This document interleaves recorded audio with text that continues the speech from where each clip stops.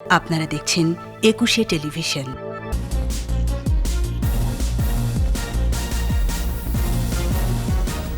রোহিঙ্গাদের ফেরাতে আঞ্চলিক ও বৈশ্বিক শক্তিগুলো জোরালো ভূমিকা চায় যুক্তরাষ্ট্র।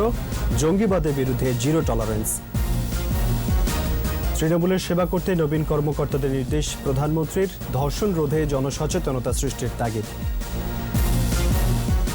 নূর রাশেদ অবাঞ্ছিত। ছাত্র অধিকার পরিষদের নতুন কমিটি। নির্যাতিতার পাশে থাকার প্রতিশ্রুতি উপাচার্যের।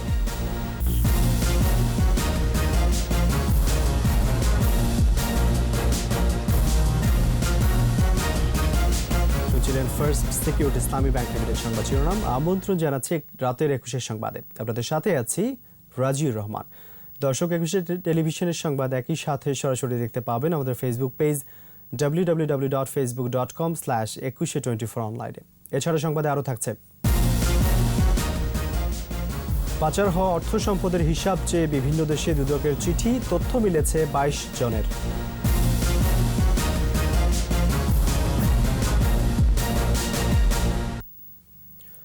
অর্থনৈতিক অগ্রগতি, ভূ রাজনৈতিক অবস্থান এবং সরকারের স্থিতিশীলতার কারণে যুক্তরাষ্ট্রের কাছে বাংলাদেশ গুরুত্বপূর্ণ বলে মন্তব্য করেছেন সফররত মার্কিন উপপররাষ্ট্রমন্ত্রী স্টিফেন বিগান। রাষ্ট্রীয় অতিথি ভবন পদ্মায় বৈঠক শেষে যৌথ সংবাদে তিনি জানান, রোহিঙ্গাদের প্রত্যাবাসনে মিয়ানমারের উপর চাপ প্রয়োগে কাজ করছে যুক্তরাষ্ট্র। রিপোর্টে আরও জানাচ্ছেন মোহাম্মদ নুরুন নবী। রাষ্ট্রীয় অতিথি ভবন পদ্মায় বসে বাংলাদেশ ও যুক্তরাষ্ট্রের দ্বিপাক্ষিক বৈঠক। 2 ঘণ্টা স্থায়ী এই বৈঠকে যুক্তরাষ্ট্রের ইন্দো প্যাসিফিক স্ট্র্যাটেজি, এই অঞ্চলে অর্থনৈতিক বিনিয়োগ, জলবায়ু পরিবর্তন মোকাবেলায় পারস্পরিক সহযোগিতা নিয়ে আলোচনা হয়। পরে গণমাধ্যমের মুখোমুখি হন সফররত মার্কিন উপপররাষ্ট্রমন্ত্রী স্টিফেন বিগান। জানান, রোহিঙ্গা সমস্যা শুধু আঞ্চলিক নয়, বৈশ্বিক। তাদের প্রত্যাবর্তনে বাংলাদেশের সাথে থাকবে যুক্তরাষ্ট্র।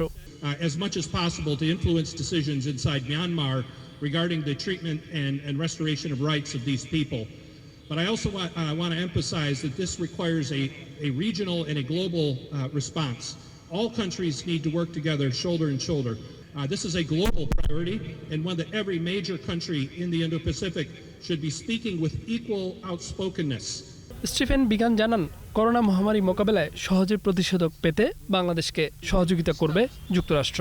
Ultimately, with the hope of close coordination and cooperation on the distribution of vaccines once one is found to be safe and reliable. পররাষ্ট্রমন্ত্রী জানান, জঙ্গিবাদের বিষয়ে জিরো টলারেন্স নীতি বিষয়ে একমত 2 দেশ।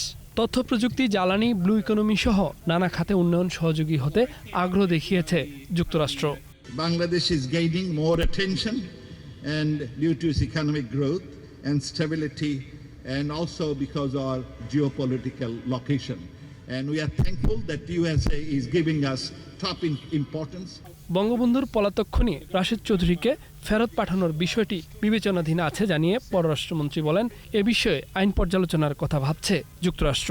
খুনি তার দেশে আছে, USA should not be the home for the murderers. এটা নিয়ে আলাপ হয়েছে। মোহাম্মদ নুরুন নবী, 21 টেলিভিশন, ঢাকা।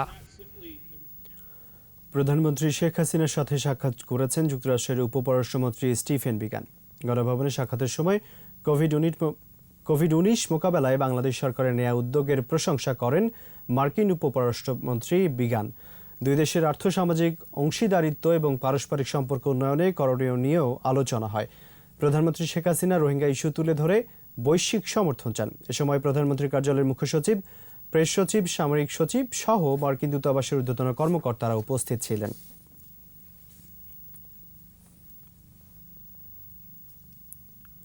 প্রজাতন্ত্রের কর্মচারী হিসেবে জনগণের সেবা করতে প্রশাসনের তরুণ কর্মকর্তাদের নির্দেশ দিয়েছেন প্রধানমন্ত্রী শেখ হাসিনা। নিজের জীবনে স্মৃতিচারণ করে আক্ষেপ করেছেন, বিচারহীনতার সংস্কৃতির পুনরাবৃত্তি যেন না ঘটে। প্রশাসনের 70তম বুনিয়াদী প্রশিক্ষণ কোর্সের সমাপনী অনুষ্ঠানে তরুণদের 2041 এর সৈনিক উপাধি দিয়ে উন্নত দেশ গড়ে তোলার দায়িত্ব নেবার আহ্বান জানান। ধর্ষণ রোধে আইন প্রয়োগের পাশাপাশি সচেতন হবারও পরামর্শ দেন প্রধানমন্ত্রী। বিস্তারিত জানাচ্ছেন আকবর হোসেন সুমন। বাংলাদেশ লোক প্রশাসন প্রশিক্ষণ কেন্দ্রে প্রশাসনের তরুণ কর্মকর্তাদের মিলন মেলা। 6 মাসের প্রশিক্ষণ শেষে দক্ষতার স্বীকৃতির সনদপত্র গ্রহণের পালা। গণভবন থেকে ভার্চুয়ালি যুক্ত হন প্রধানমন্ত্রী শেখ হাসিনা। 70তম বুনিয়াদী প্রশিক্ষণ কোর্স সম্পন্ন করা মেধাবী কর্মকর্তাদের হাতে তুলে দেওয়া হয় সনদপত্র। দিক নির্দেশনামূলক বক্তব্যে প্রজাতন্ত্রের অধিকার নিশ্চিতে পিতা বঙ্গবন্ধু শেখ মুজিবুর রহমানের উদ্ধৃতি দেন কন্যা শেখ হাসিনা। প্রজাতন্ত্রের কর্মচারী হিসেবেই জনগণের সেবা করার নির্দেশ দেন। আজকে যারা নবীন কর্মচারীরা প্রশিক্ষণ নিয়েছেন তাদের কিন্তু এই কথাটাই মনে রাখতে হবে যে এই দেশের গরিব মানুষগুলি বা এখনও যারা সেই তৃণমূলে পড়ে আছে তারা এই দেশের মালিক, আর তাদের ঘর থেকেই কিন্তু সবাই লেখাপড়া শিখে আজকে উঠে এসেছেন। কাজেই সেই দিকে লক্ষ্য রেখেই তাদের সেবা করাটা হবে সবথেকে বড় দায়িত্ব। 75 পরবর্তী ইনডেমনিটি অধ্যাদেশ জারি ও মুক্তিযুদ্ধের বিরোধিতাকারীদের রাজনীতিতে পুনর্বাসনে বিএনপির ভূমিকার আক্ষেপ করে শেখ হাসিনা বলেন, বিচারহীনতার সংস্কৃতির যেন পুনরাবৃত্তি না ঘটে। আমি জানি যে বিচার না পেলে কি কষ্ট। আমার বাবা মা ভাই ব্যাধবধূ তাদেরকে যখন হত্যা করা হয়, খুনিদেরকে ইনডেমনিটি দেওয়া হয়েছিল, আমার বিচার চাওয়ার কোনো অধিকার ছিল না। শুধু আমি কেন, 15 আগস্টে যারা শাহাদাত বরণ করেছিল তাদের কারোই বিচার চাওয়ার অধিকার ছিল না। আমার বাবা মা ভাই মারা গেছে, আমি এটা মামলাও করতে পারিনি, আমার সে অধিকারটাও ছিল না। এই সংস্কৃতি যেন বাংলাদেশে আর না থাকে, মানুষ যেন ন্যায় বিচার পায়।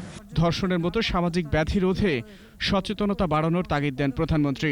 সমাজে কতগুলি ব্যাধি আছে, যেমন ইদানিং ধর্ষণটা খুব বেশি ব্যাপকভাবে হচ্ছে এবং প্রচার হচ্ছে। আর এটা যত বেশি প্রচার হয় এর প্রাদুর্ভাবটা কিন্তু তত বেশি বাড়ে। ইতিমধ্যে আমরা একটা অধ্যাদেশ জারি করে দিয়েছে, আইন সংশোধন করে। কাজে এখানে যদি এ ধরনের ঘটনা রোধ করার জন্য ব্যাপক ব্যবস্থা আমাদের নিতে হবে। আর সবচেয়ে বড় কথা, মানুষের মাঝে জনসচেতনতাও সৃষ্টি করা দরকার। তরুণ কারিগরদের সামনে শতবর্ষের স্বপ্ন তুলে ধরে তা বাস্তবায়নে দায়িত্ব নিয়ে কাজ করার আহ্বান জানান সরকার প্রধান।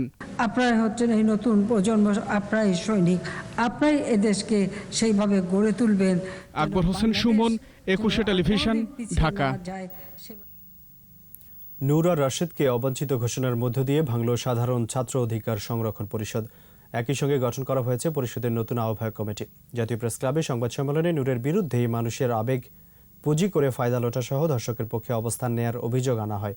বিস্তারিত দীপু শিকদারের রিপোর্টে।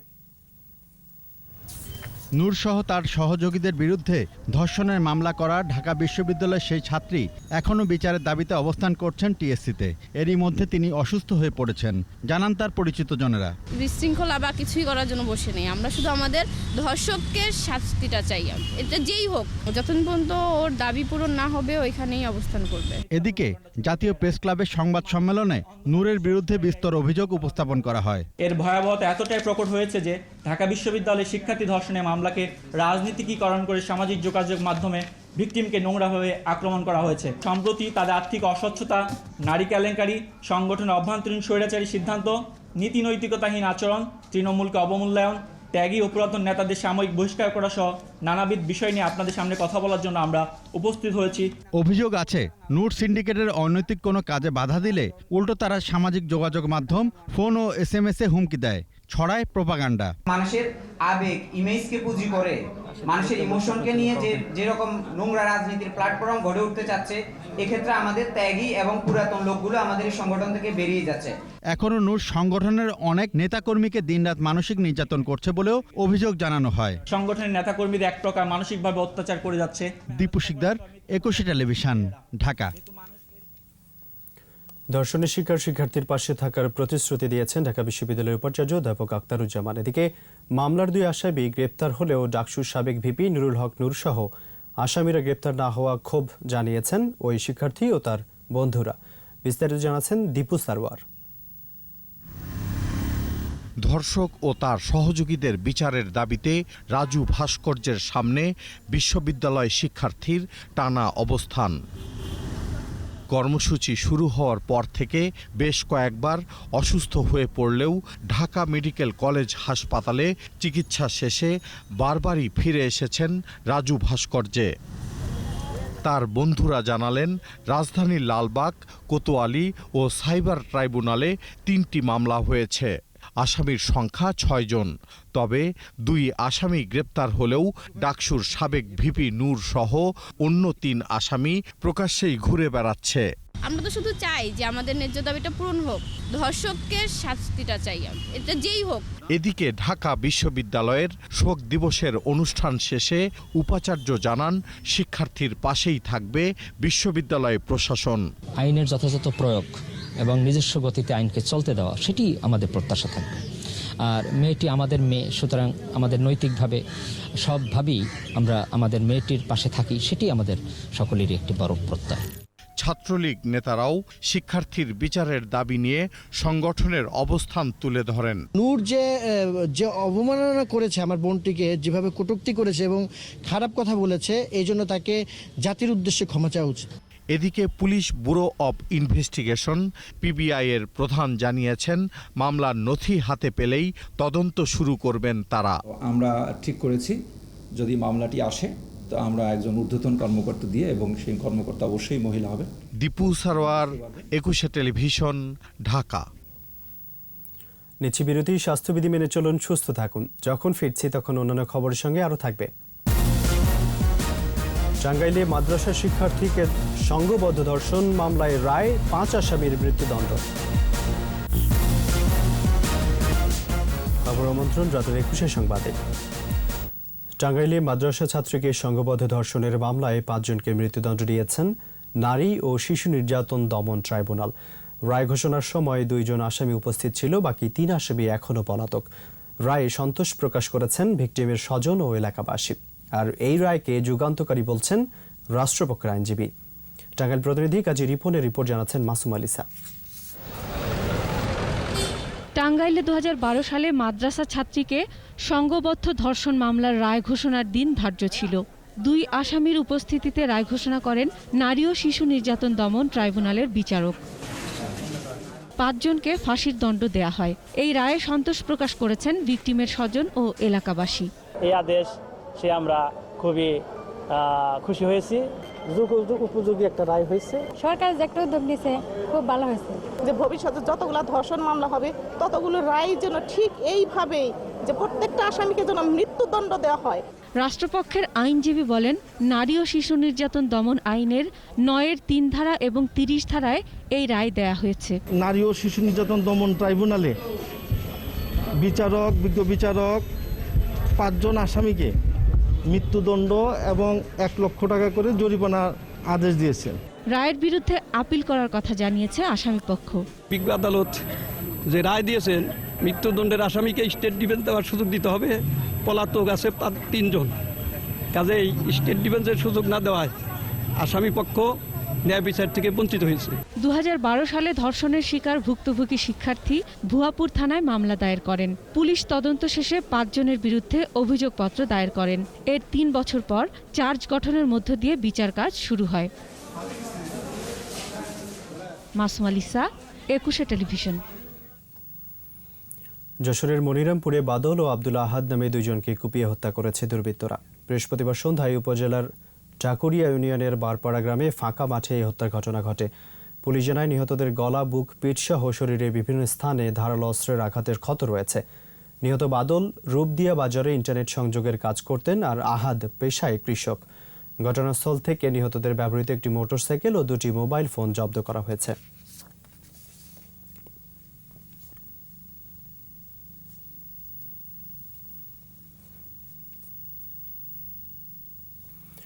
বিদেশে পাচার হওয়া অর্থ ও সম্পদের হিসেব চেয়ে বিভিন্ন দেশে পাঠানো অনুরোধের মধ্যে 22 জনের তথ্য পেয়েছে দুর্নীতি দমন কমিশন দুদক। সচিব জানিয়েছেন, অবৈধ সম্পদের তথ্য জানতে বিভিন্ন দেশে 50টি mutual legal assistance request MLAR পাঠানো হয়েছিল। আবার কয়েকটি দেশ থেকে চাওয়া 7টি MLAR এর সবকটি জবাব পাঠিয়েছে দুদক। বিস্তারিত দীপু সারোয়ারের আরও একটি রিপোর্টে। নারায়ণগঞ্জ 2 আসনের সংসদ সদস্য নজরুল ইসলাম বাবু ও তার স্ত্রী সাইমা আফরোজের নামে মালয়েশিয়ায় ফ্ল্যাট ও কমার্শিয়াল প্লটের তথ্য এসেছে দুদকের কাছে। গত বছরের 18 সেপ্টেম্বর শুদ্ধি অভিযান শুরু হলে বাবু ও তার স্ত্রীর বিদেশে সম্পদ থাকার বিষয়টি আলোচনায় উঠে আসে। হুন্ডির মাধ্যমে 227 কোটি টাকা সিঙ্গাপুর ও মালয়েশিয়ায় পাচার করেছেন সম্রাট। র্যাবের অভিযানে গ্রেপ্তার হওয়ার পর সিঙ্গাপুর ও মালয়েশিয়ায় টাকা পাচারের পাশাপাশি সম্রাটের সম্পদ গড়ার তথ্য পায় দুদক। বিদেশে টাকা পাচার ও সম্পদ গড়ার অভিযোগ আছে ক্যাসিনো কাণ্ডে আলোচিত হুইপ শামসুল হক চৌধুরীর নামে। ক্লাবের কক্ষ ক্যাসিনোর জন্য ভাড়া দিয়ে 41 কোটি টাকা কামিয়েছেন মোহামেডান ক্লাবের ডিরেক্টর ইনচার্জ লোকমান হোসেন ভুইয়া। সেই টাকা পাচার হয়েছে অস্ট্রেলিয়ায়। লোকমান দুদকের মামলার আসামি। অনলাইন জুয়ার হোতা সেলিম প্রধানও কম যান না। র্যাবের অভিযানে গ্রেপ্তার হওয়ার পর থাইল্যান্ড, সিঙ্গাপুর ও মালয়েশিয়ায় সেলিম প্রধানের সম্পদের খোঁজ করে দুদক। এরই মধ্যে তথ্য এসেছে দুদকের হাতে।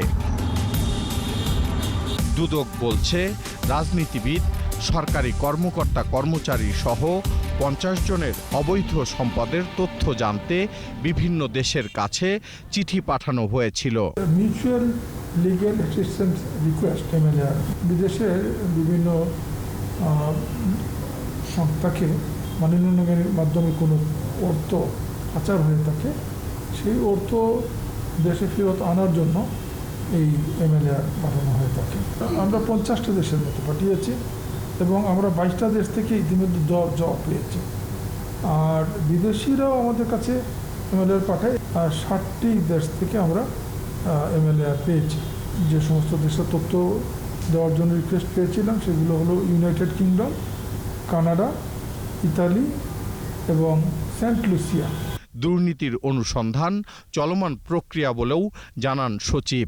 MLR প্রয়োজন, এটা তো একটা চলমান প্রক্রিয়া। দীপু সারোয়ার, 21 টেলিভিশন, ঢাকা। আবার নিচ্ছি বিরতি। স্বাস্থ্যবিধি মেনে চলুন, সুস্থ থাকুন। যখন ফিরছি তখন যা থাকবে। ইউরোপে তীব্র হচ্ছে করোনার দ্বিতীয় ঢেউ, ছাড়িয়েছে মার্চের রেকর্ড। ফ্রান্সে কারফিউ। আর এরই সাথে শেষ করছি রাতের 21 সংবাদ। যাবার আগে ফার্স্ট সিকিউরিটি ইসলামী ব্যাংক লিমিটেড সংবাদ শিরোনামগুলো আরও একবার। রোহিঙ্গাদের ফেরাতে আঞ্চলিক ও বৈশ্বিক শক্তিগুলো জোরালো ভূমিকা চায় যুক্তরাষ্ট্র। জঙ্গিবাদের বিরুদ্ধে জিরো টলারেন্স।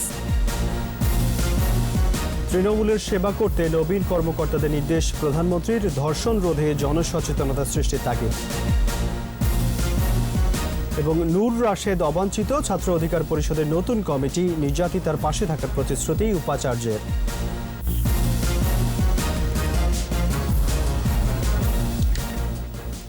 সর্বশেষ খবর জানতে ডায়াল করুন 2021 নম্বরে আর ভিজিট করুন 21tv.com এই ওয়েবসাইটে। এছাড়া ফেসবুকে লগ ইন করতে পারেন facebook.com/2124 অনলাইনে। 21 খবর দেখুন, 21 সাথেই থাকুন। স্বাস্থ্যবিধি মেনে চলুন, সুস্থ থাকুন।